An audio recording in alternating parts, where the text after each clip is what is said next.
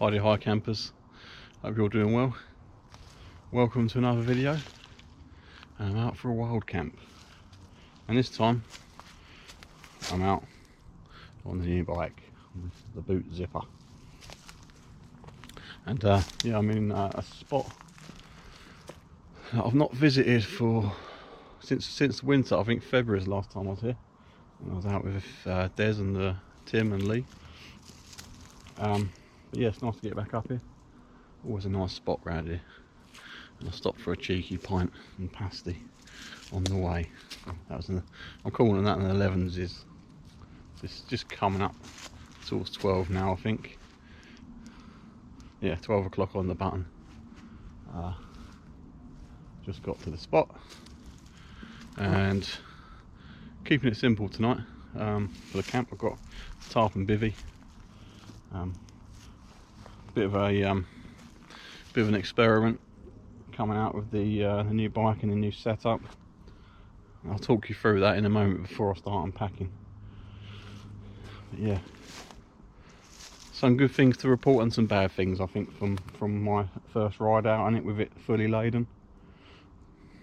But yeah,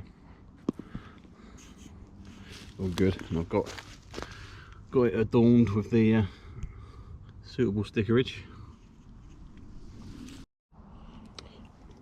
So before I unload it and start getting camp organised, I thought I'd talk you through the setup on the bike.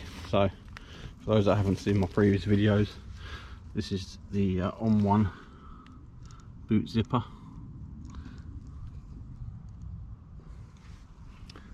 British made bike up in Yorkshire, rigid mountain bike with 29-inch wheels. Nice basic bike, but it's set up for bike packing and adventures with various attachment points to put frames and bags and whatnot. And I've got my bags predominantly from Alpkit. I've got the saddle bag here. This is the koala bag, it's called. 13 litres in there, and in that I've got my wool shirt, my swan dry, bivvy bag, and tarp is in there. As you can see, I've got my mug attached there. I've watched a lot of bike packing videos lately, and that's what all the cool kids seem to do with their mugs on their saddlebags, so I thought I'd join them. And then over the front here on the handlebars, I've got two bags attached. I've got this little Alpkit bag here, which I'm quite fond of. It's called the Alpkit gravel bag. It's about 6 litres, and in there I've got first aid kit, brew kit, tools and spares that I need for the bike, pump, etc. And a few other little odds and ends, so camping possibles kit, firelighting kit, that sort of thing. And then you can see that in the end there you've got spare inner tube, and on the other side I've got a bottle of methylated spirits for my stove. And then underneath that, also attached to the handlebar, is a Alpkit dry bag. This is sort of purpose made to sort of hang off the handlebar. It's called the Airlock Dual. It's a 13 litre bag, and in that I've got my sleep kit. Some sleeping bag. I've got my Rab 2 season sleeping bag with me today, which is kind of the one that I use through the colder months for the most part. In there I've got my pillowcase, and me sort of warm layers as well, or my sleeping layers, so my thermal base layers, hat, buff, gloves, that sort of thing. And then also attached to the bike on the forks, you've got these Blackburn frames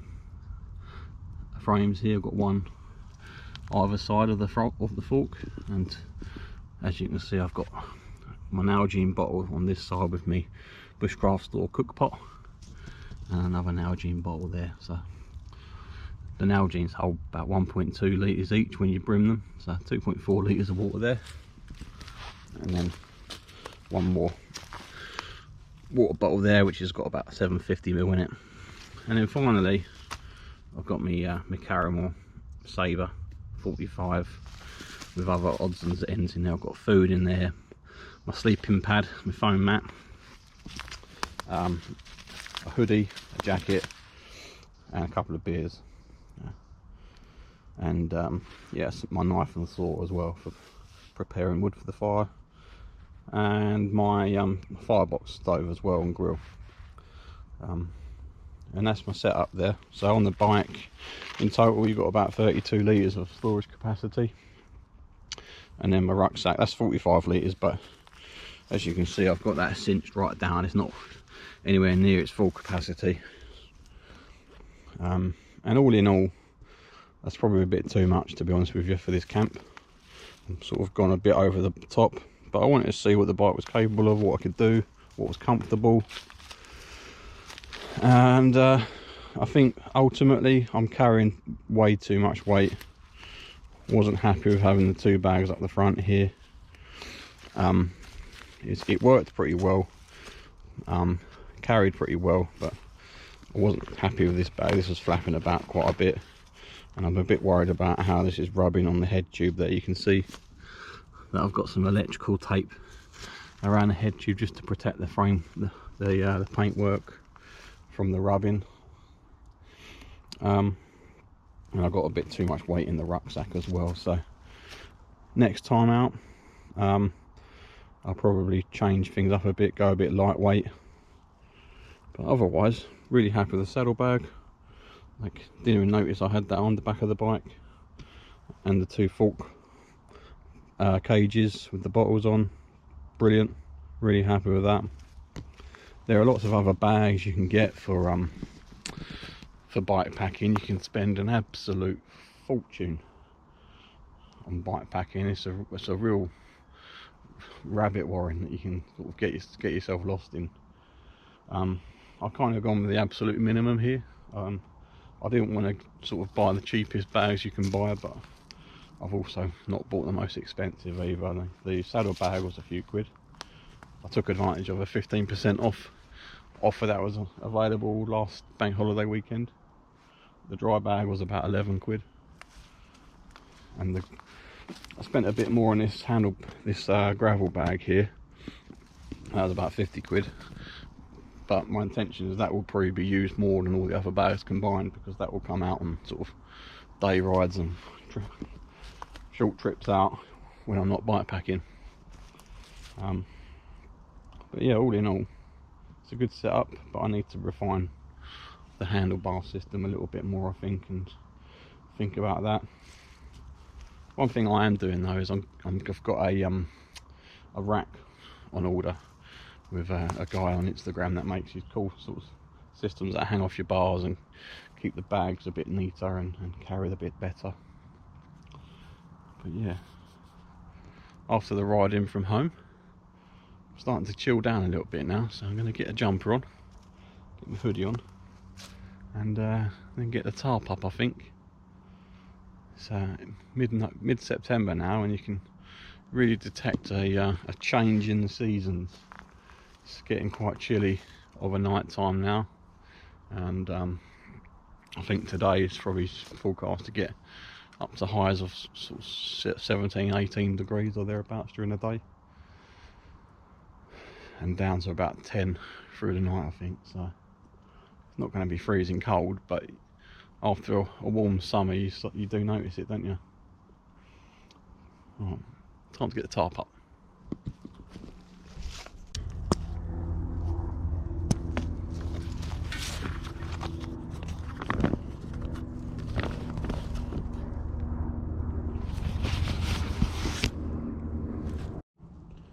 There we go then, folks, all set up for the night. Got the Alp kit, rig 3.5 tarp, just a little small tarp, British Army bivvy bag, and then underneath that I've got my X-Ped foam mat, and there's a small ground sheet there as well. Got the sleeping bag in a dry bag there, and some warm layers of clothing for later. Sorted. forgot how stony the ground is round here. I had to sort of do a bit of landscaping to get some flints out of the way. Going to be sleeping on flint, do you? But yeah, this is one of my spots that I've slept in a few times now, so there's a little bit of a slope to it, but it should be okay. Gonna get a cup of tea on next, I think. Got a bit of wood gathered here, just down here. It was actually lying here already, to be honest. But I'm gonna gather some sticks for a fire later this afternoon as well. So I'm gonna cook dinner over the fire tonight.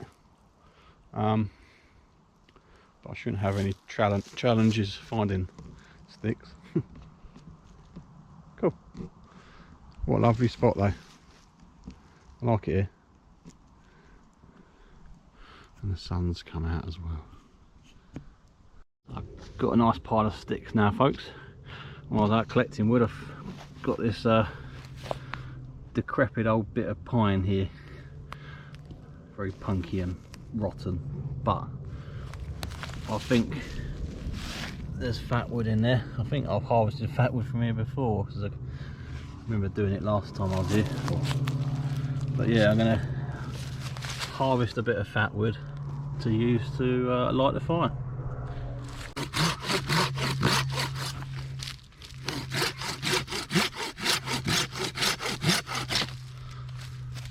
There we go, folks, look at that. Lovely. Scrape the punky wood off of that and there'll be a nice bit of fatwood there. Smells nice too. Try this bit here as well. I reckon this might be full of goodness.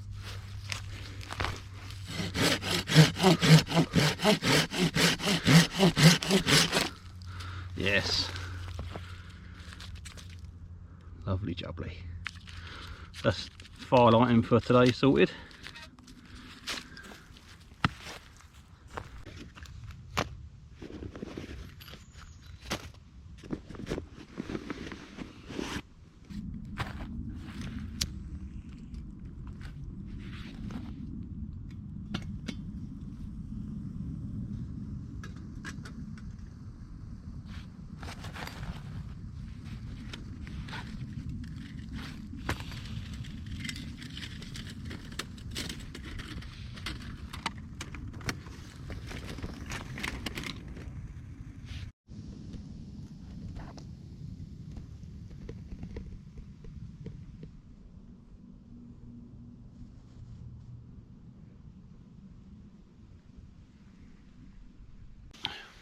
Cheers, folks.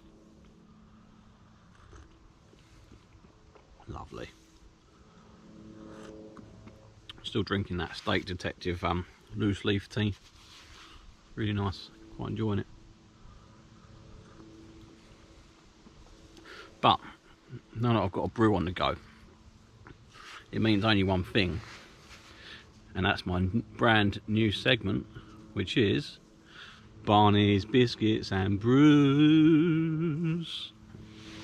And once again, thanks for all your comments in the last episode when I was out with Des. That's quite an enjoyable segment to film, and I'm sure I'll be doing that again with Des in due course, because I think he enjoyed it too. But I've got some new biscuits to do some dunking and reviewing with today, folks. I've got a couple of classics from the biscuit tin. And one thing that I kind of have been doing in the last few of these segments is I've not gone for the obvious biscuits that everyone loves to dunk, you know, the digestives, the hobnobs.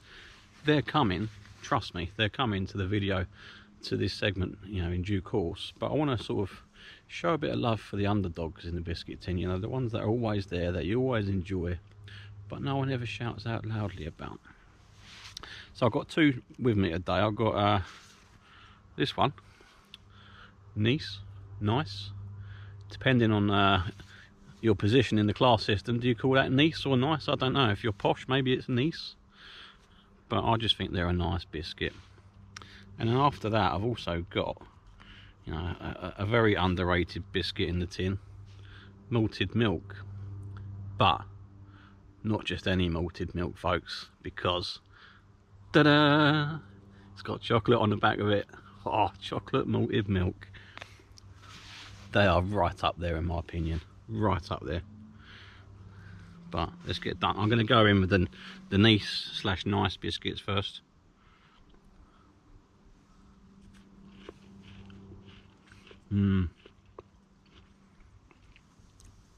Not particularly durable as a dunker, but I don't care about that, because what they lack in durability, they make up for in taste.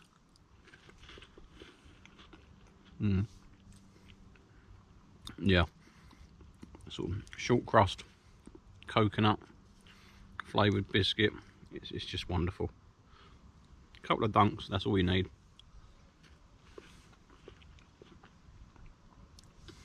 I could easily make a packet of them disappear in one sitting.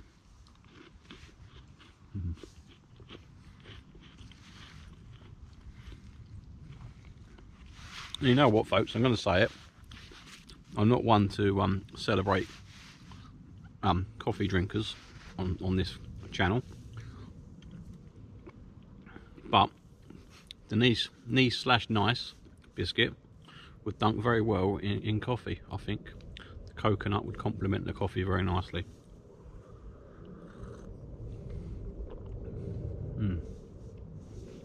Yeah. But next up, the malted milks with chocolate. I've had these before, I know what they're like. They're damn fine biscuits.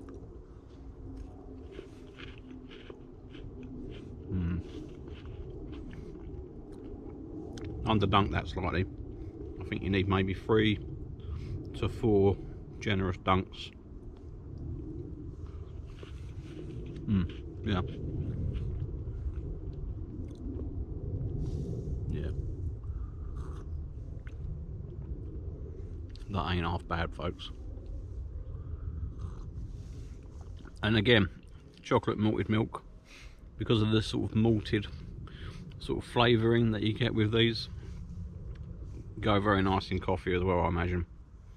But absolutely fantastic in tea.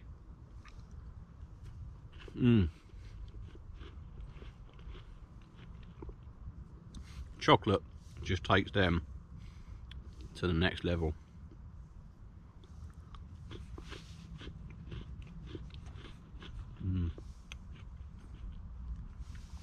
Fantastic.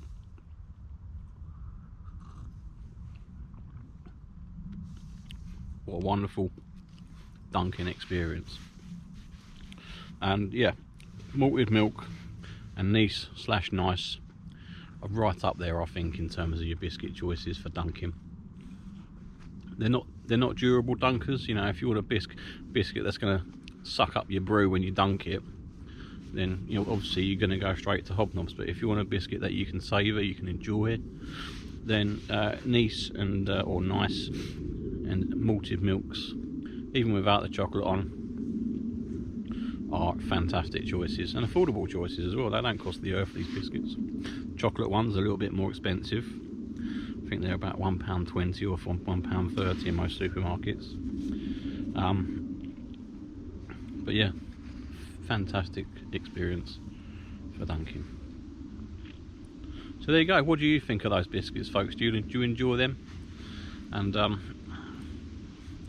hoping to bring you some more Barney's Biscuits and Brews reviews again in due course, and possibly out with a larger group in a couple of months' time, and I might see if they want to get involved as well. So stay tuned for the next episode of that, folks. But for now, I'm going to switch you off and enjoy the rest of these biscuits, because they're bloody lovely.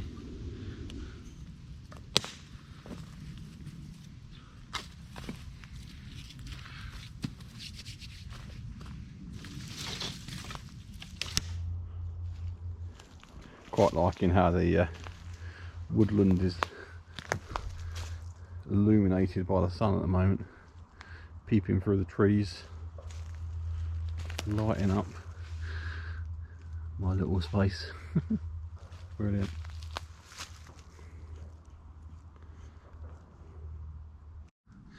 So I've just been processing this bit of fatwood that I harvested earlier. Just going to split it down now When I say processing, what I mean is I've just been removing the punky outer bark and wood, cleaning it up a little bit, so it's batting it down. This tree fruit, just so you know, is dead. It's a widowmaker lent up against another one. It's falling away from me. Right, just got this bit of wood here.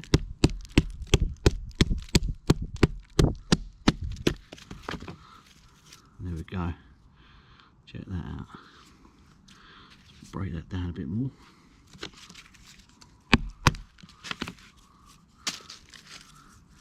Go again. Lovely jubbly.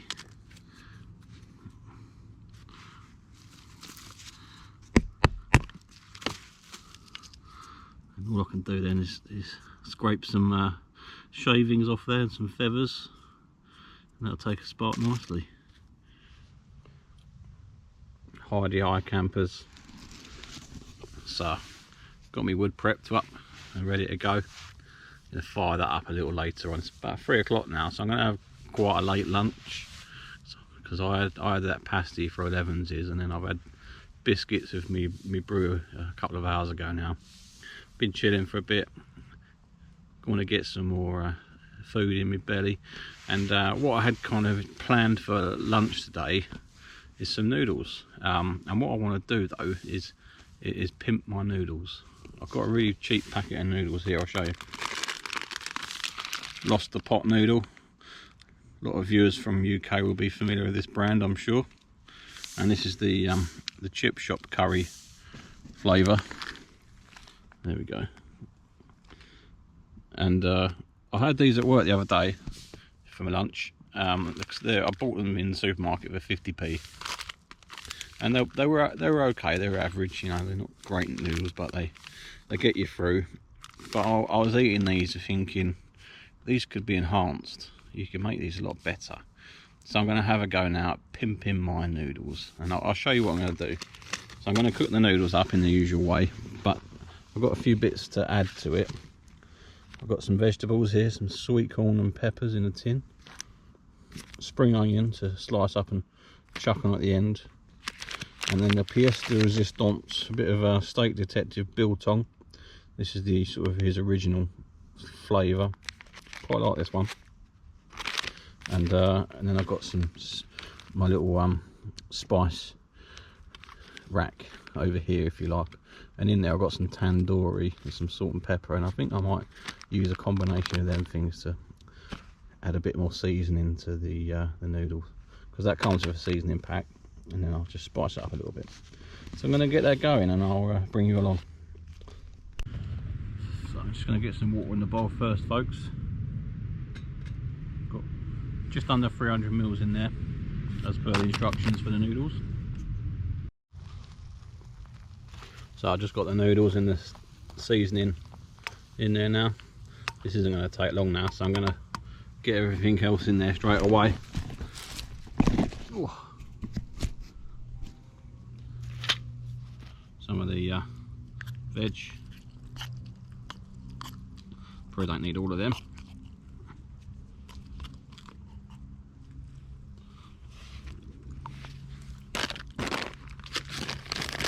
And some biltong.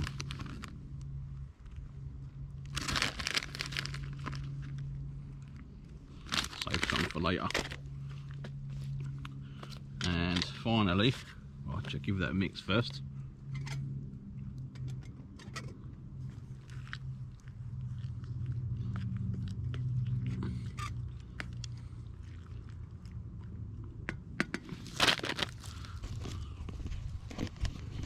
There we go, folks. That's going to cook through for 2 or 3 minutes. I think it's probably all that's going to need. A bit of tandoori spice. Not used this one yet. Don't need too much. A bit of pepper.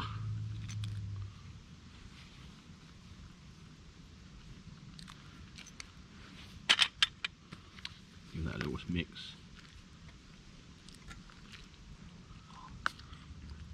Looking good, folks. Looking good.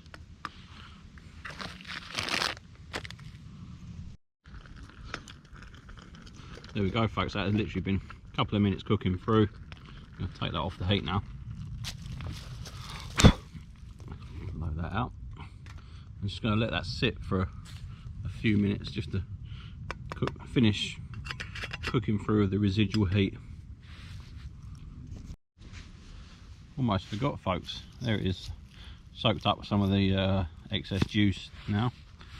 But I almost forgot to pop in the spring onion.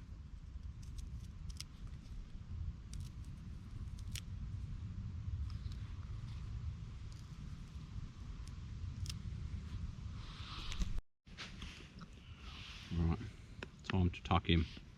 First we'll actually have a look at this. I think that is looking lovely. I like how the biltong sort of rehydrates.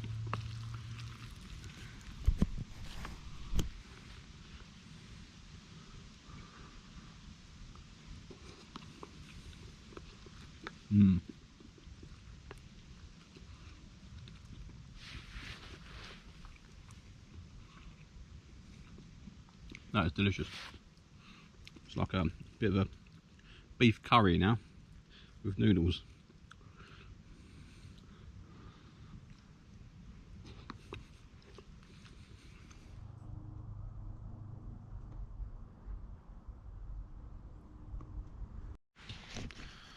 Hi campers. So I've been chatting for a little bit. It's about 4:30 now, so I'm going to get the fire going. Got all my wood ready. Got some thin sticks there. And to ignite it, I've got the fatwood here that I processed down earlier. I can take some shavings off of that. Got some fine bits here as well, which I'm going to use for kindling. And yeah, get the fire going with that, I think. So I'll bring it along.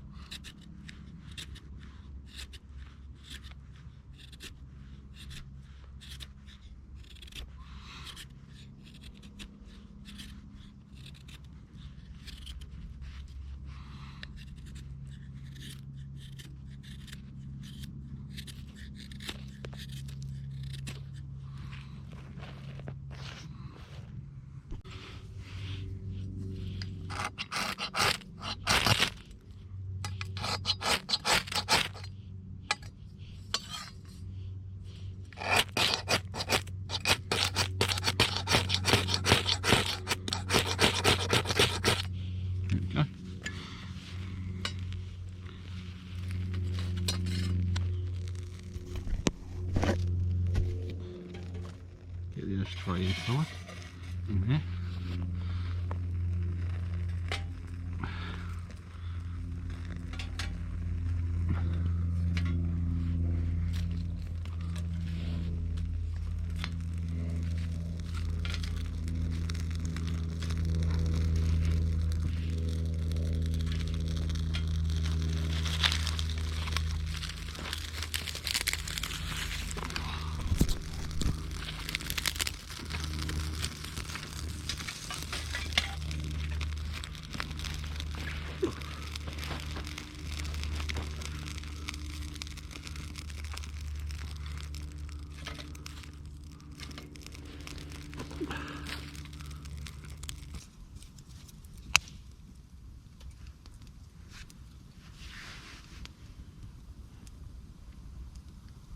Feel the heat from that straight away.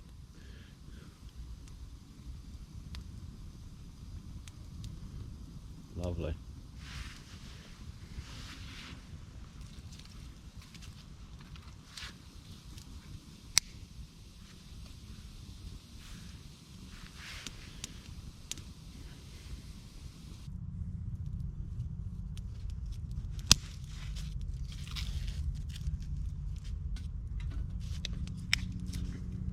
Something quite nice about using these little twig stoves.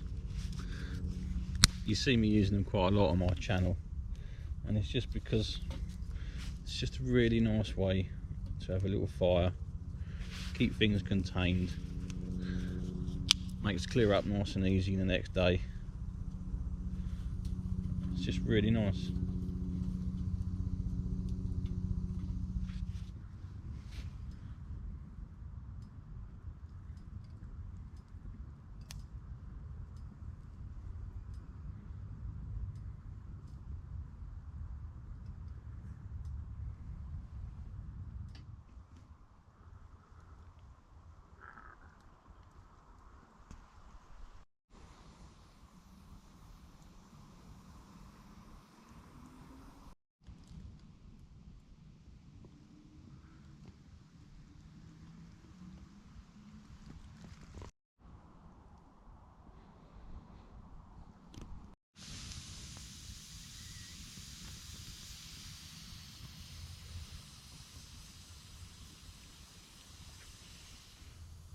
Very still in the woods at the moment. Very calm and settled sort of evening. I think it's 6 o'clock just now. And, I love this time of the day when you're out camping up the woods, because most of the sort of footfall and the paths, dog walkers, cyclists, and what have you, are back home having their tea or whatever. And you just feel like you've got the place to yourself, and you hear the odd sort of fox calling out or bird call, rustle in the woods, or rustle in the branches rather. But yeah, it's a great feeling. Gonna let that fire settle down, get some coals, and then I'm gonna get the grill on and cook my tea. I haven't told you what I got for tea yet, but got some bacon with me for tea with a bit of brie and some chili jam. I'm gonna chuck that all in a baguette. Keep it simple. And then after that, beer o'clock. Yeah, I feel like this has probably been a bit of a boring camp for the video. Sometimes things just don't pan out how you want them to. I often come out with grand plans to do loads of different things. I do one or two of them sometimes, but not always. Invariably when I'm on my own, I end up just sitting down and relaxing and drinking in the surroundings. I guess that's part of the hobby, isn't it, really? But I thought it would also be nice to get out on a solo camp this month, because I've got a few camps coming up over the next sort of few weeks, where I'm out with a few different people doing a few different things. Got some car camps scheduled, so yeah, I thought this would be nice just to get out on my own, have a bit of me time.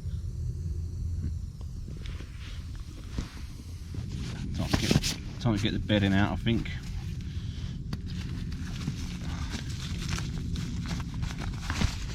And in here, very tightly packed. There we go. Got my Thermarest stuff sack pillow, which is currently in stuff sack mode. And in there is my Rab sleeping bag.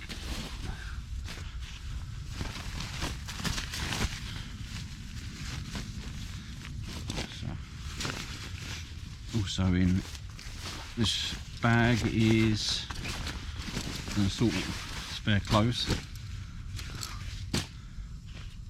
socks, long johns, woolly hat, merino wool top, and buff. I think that's all of it. So chuck that all in there.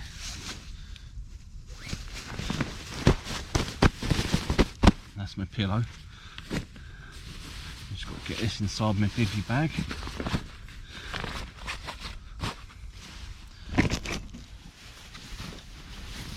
There's no easy way to do it. You just got to sling it in.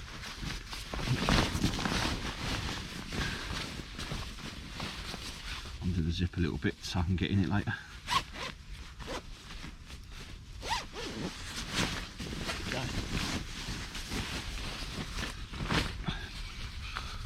be snug as a bug in that tonight, I think. It's a comfort rating of -1.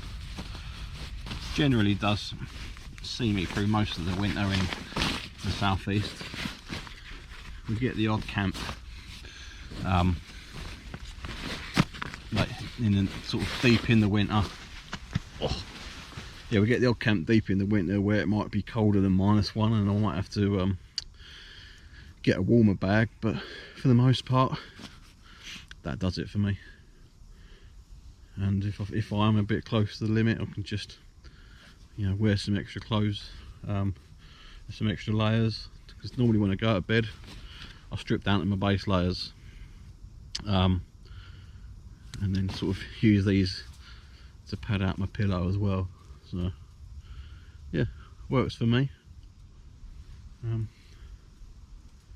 But everyone's different, aren't they?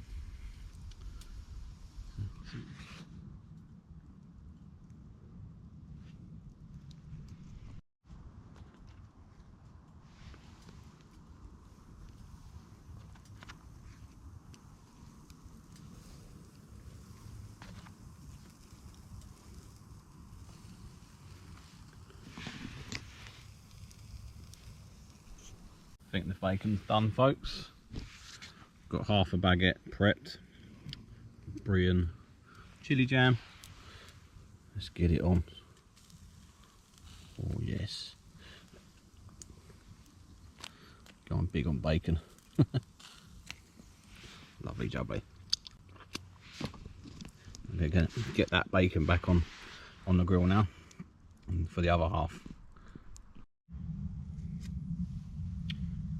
Here we go then, folks, check that out. Brie bacon, chili jam.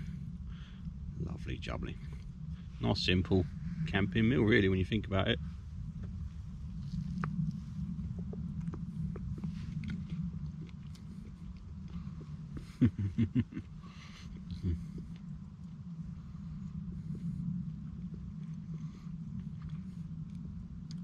That was mostly bacon, I think.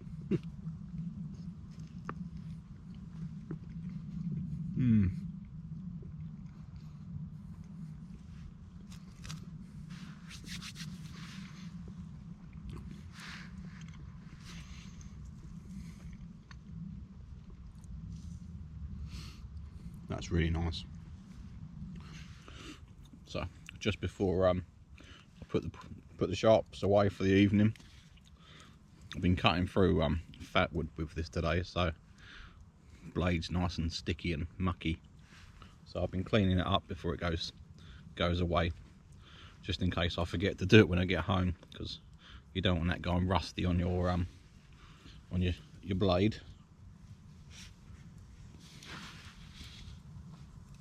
Give it a little strop as well.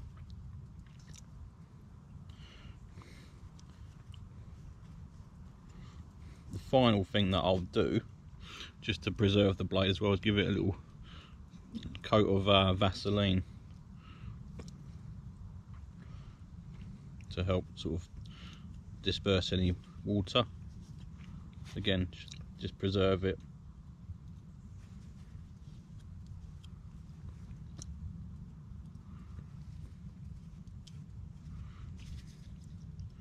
Little bits of resin on the blade, they're a bugger to get off sometimes.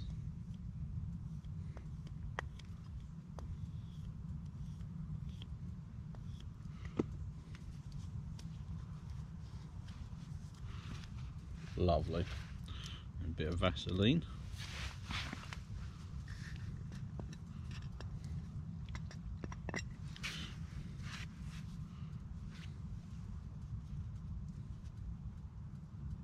Just a thin coat, that's all you need.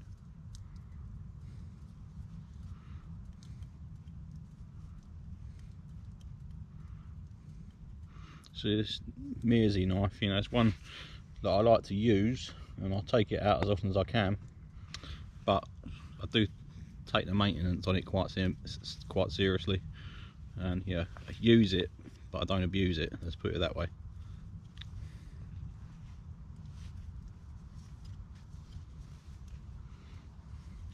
And off to bed it goes. No night. Time for a beer now, folks. I'm going big. Triple IPA from Polly's Brewery. Love a triple IPA. Don't know where these are from. Flintshire. Excellent. I think that's in Wales, isn't it? Here we go. Polly's.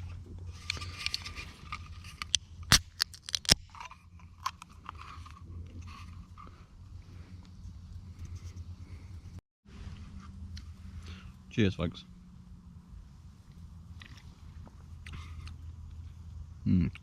Lovely. You can taste the, it's got a bit of a kick to it.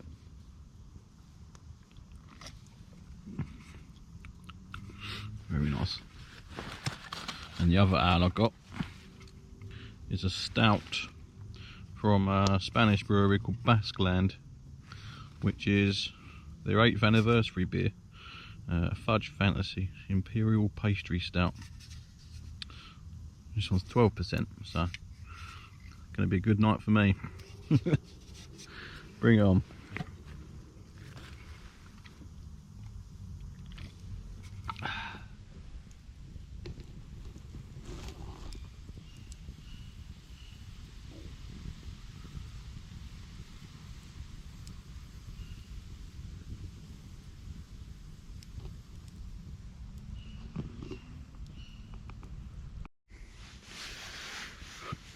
Right, I'm tucked up in bed now, folks. Been quite a pleasant night. Just sitting in front of the fire, enjoying the firebox. Just loaded that up, and I think I'm gonna just sit here now.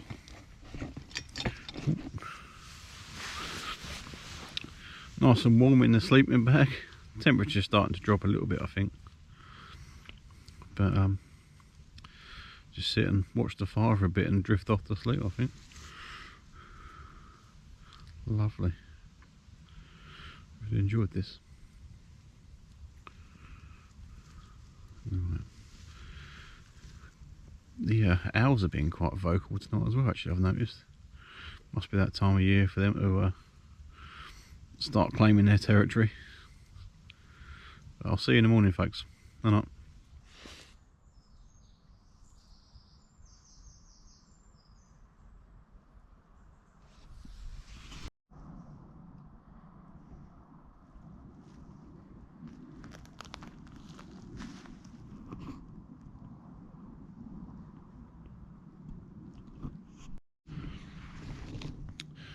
Morning, folks.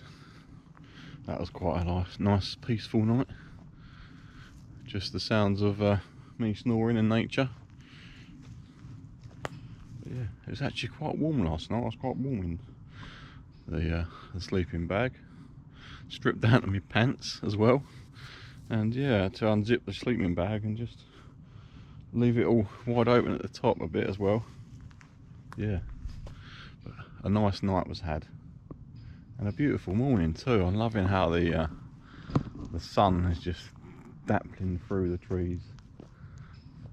Beautiful. Wonderful.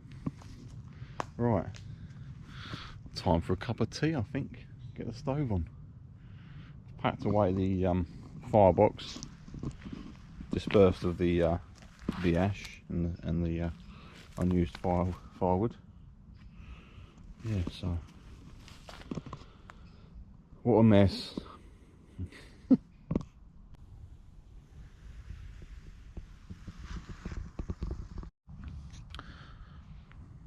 Got most of the kit packed away, folks. Just letting the ground sheet dry out a bit. There is a bit damp on the underside. Brewing up some water for some tea and porridge. Watching the sunrise. And I've got to load all this away yet onto the bike. It's a bit of a jigsaw puzzle loading up the bike. But yeah, all good fun.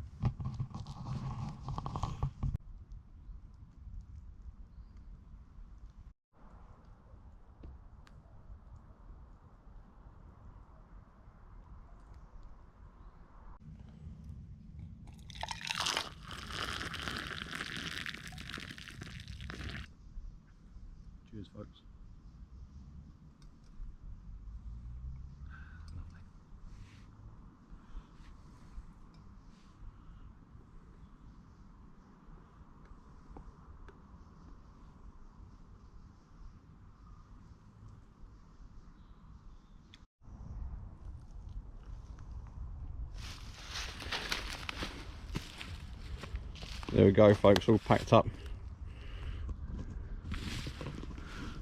ready to go home. As always, left no trace. Got my rubbish packed in the rucksack, and yeah, it was fun and games loading the bike up. It's a bit more challenging loading a bike packing rig rather than just chucking everything in a rucksack. It's got to be said, but it's all part of the fun, isn't it? And I've really enjoyed taking the bike out actually. Some definite lessons learned, I think, certainly in terms of the handlebar arrangement. I'm not happy with that. I need to simplify that somewhat going forward. I might do away with that dry bag and just put that in the rucksack and strap me sleeping pad to the saddlebag. I don't mind carrying the rucksack when I'm only travelling a few miles to get to my usual camping spots. I'd probably feel differently if I was going out and doing some longer distances. I wouldn't want to be lugging a rucksack around, but for this sort of stuff it's fine. But yeah, I'll get this video uploaded. It's probably a long and waffly one knowing me, so I apologise for that. But I really enjoyed it. It's been nice to get out and solo, and let me know what you think in the comments, and let me know what you would do with the bike packing rig, how you would set that up. I know there's a few bike packers who watch my videos, so I'd welcome your input and your recommendations. But yeah, thanks very much, and I'll see you on the next one. Bye for now.